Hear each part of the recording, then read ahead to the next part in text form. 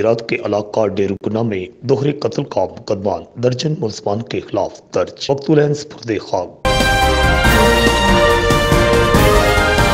गुजरात के थाना रहमानिया पुलिस ने असद मकसूद सतना शहाब दीवाल की दैयत में उसके भाई मालिक मकसूद और वालद मकसूद गुजर सतना शहाब दीवाल को कत्ल और मोहम्मद अशरफ को जख्मी करने के इल्जाम में नामजद मुलजमान इमरान वल्द मियाँ खां, शराफत अली वल्द मेहंदी खां, मियाँ खां वल्द लाल खां गुजर सतना वड़ैचावाला तहसील खारियां, अजमल वल्द गुलाब अली सतना छम्मा, असलम वल्द मियाँ खां सतना लाला मूसा के खिलाफ मुकदमा दर्ज कर लिया,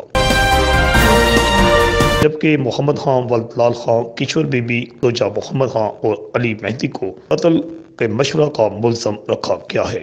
इसने मुलजमान की गिरफ्तारी के लिए छापे मारना शुरू कर दिए हैं। मकतूलैन बाप बेटे को आबाई इलाका के कब्रिस्तान में सुपुर्द खाक कर दिया गया। रिपोर्ट आकाश नियाजी, अल हिजाज न्यूज, गुजरात।